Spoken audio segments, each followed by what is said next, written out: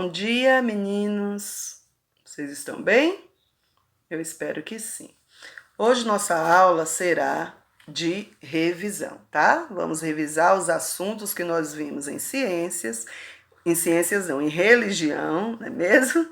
E cairão na nossa prova, na nossa avaliação amanhã, tá? Tá bem tranquilo, eu sei que vocês vão tirar de letra. Qualquer dúvida vocês podem consultar no material didático de vocês, que vocês têm em mãos, né? Tá? Então, o primeiro assunto que nós estudamos foi as aparências enganam. Nós vimos que devemos ter muito cuidado com a questão do que a gente vê, não sabe na profundidade o que está acontecendo, né? E a gente já faz um julgamento.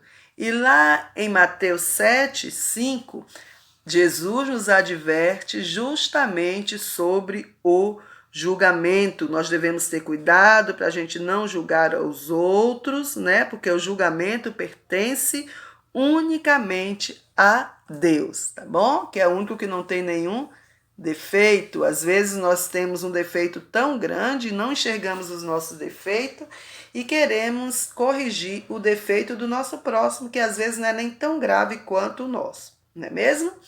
Aí em Tiago 4, no capítulo 4, dos versículos de 11 a 12, é-nos apresentado pelo menos 3 motivos porque não devemos julgar. Motivo 1, não devemos julgar porque essa não é uma atitude cristã. Segundo, nós não devemos julgar porque Deus reprova esse tipo de comportamento. E terceiro, nós não devemos julgar porque essa atitude terá consequências indesejáveis em nossa vida. A pessoa que julga todo mundo, que tem a mania de tecer críticas, é uma pessoa que se torna indesejável. Não é legal conviver com alguém que a todo minuto está emitindo um julgamento a respeito de tudo que você fala ou que você faça, né? Então, esses aí são pelo menos 3 motivos que em Tiago 4, de 11 a 12, está expresso para que não julguemos o nosso próximo.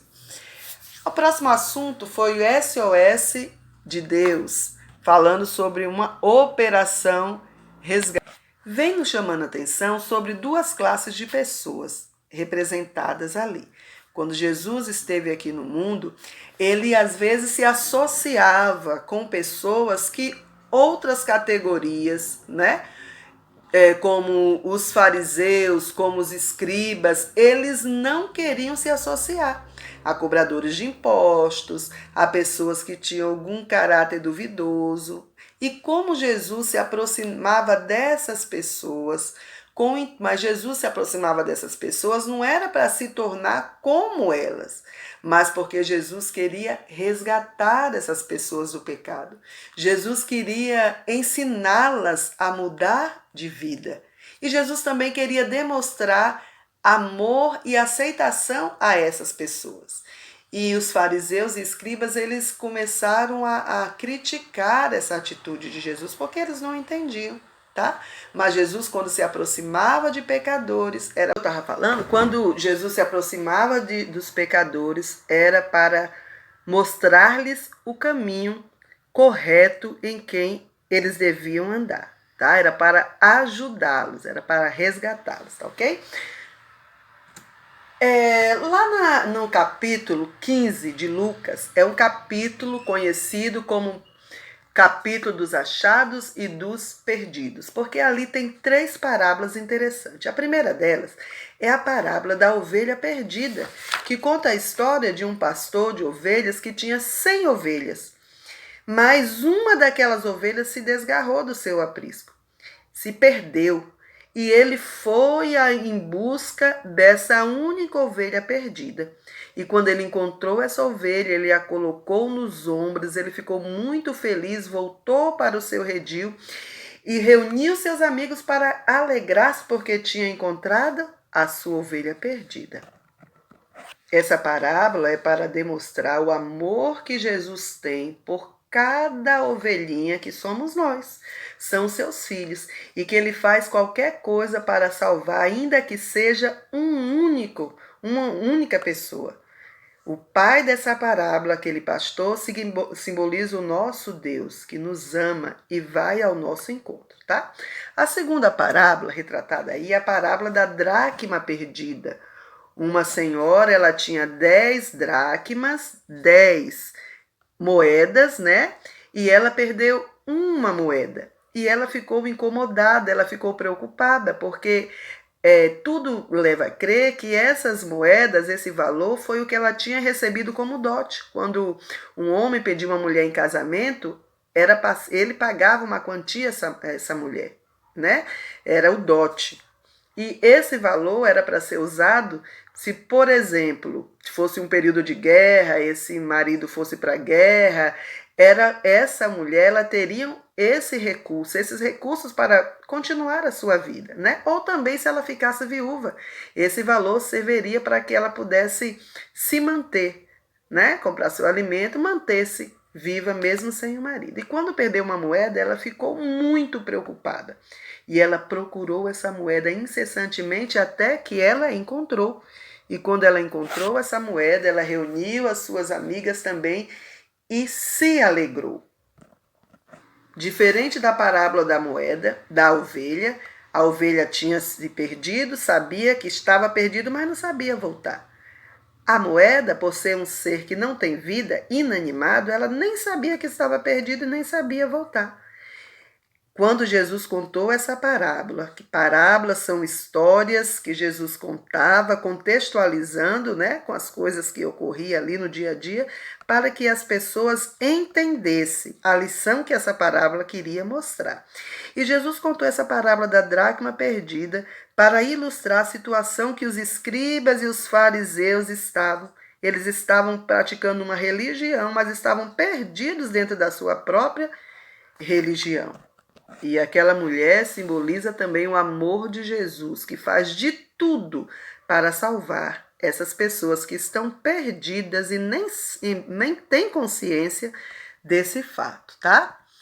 E a outra parábola, a última parábola retratada nesse capítulo, é a parábola do filho pródigo, né? Uma das mais conhecidas, né, por nós, aquele rapaz que pediu a parte da fazenda, a herança ao seu pai, e pegou esse valor, saiu e acabou com esses recursos. Naquela terra veio uma grande fome e não tinha emprego, ele não tinha mais amigos, ele não tinha mais dinheiro e ele queria se alimentar com a própria comida dos porcos, que foi o trabalho que ele achou para fazer, foi cuidar e alimentar os porcos.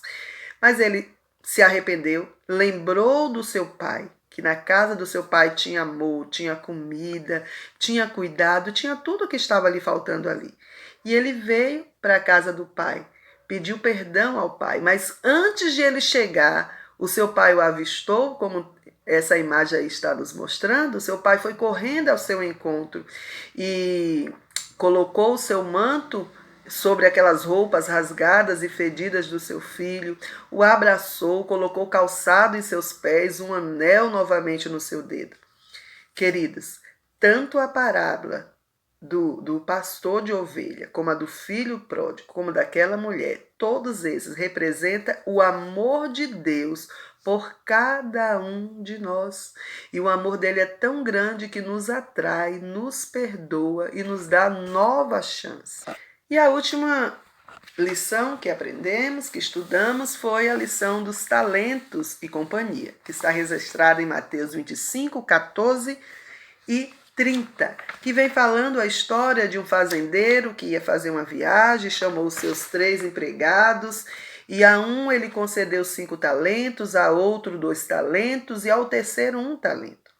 Quando esse senhor voltou de viagem, esse patrão voltou de viagem, que chamou os seus empregados para prestar contas, ele percebeu que o primeiro tinha trabalhado com aqueles 5 talentos, tinha multiplicado e agora tinha 10.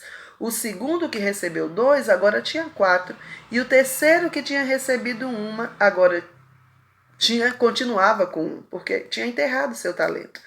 Aquele patrão ficou muito feliz com aqueles que multiplicaram os talentos, mas muito chateado com aquele servo negligente e mau, e foi expulso da presença dele, porque não tinha desenvolvido seus talentos.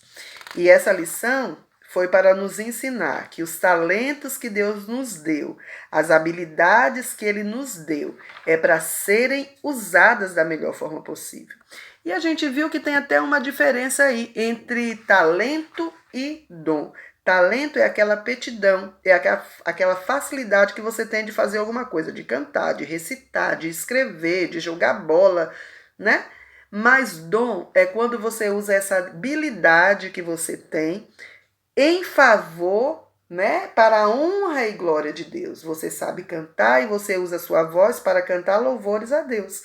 Você sabe escrever e você usa essa escrita para escrever coisas boas a respeito das pessoas, né? Você tem um meio de usar esse seu dom, essa habilidade de escrever para fazer outras pessoas felizes. Então, isso é um dom, tá? E eu termino aqui desejando que cada um de vocês usem os talentos que Deus lhes deu e os transformem em dom, que seja para edificar o próximo e que seja para a honra e glória de Deus, tá bom? Deus abençoe cada um de vocês.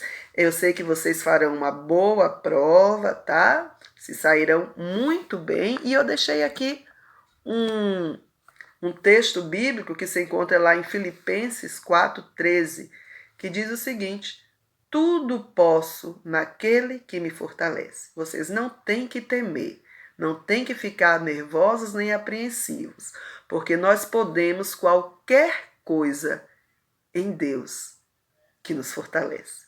Beijo no coração de cada um de vocês. Até a próxima aula.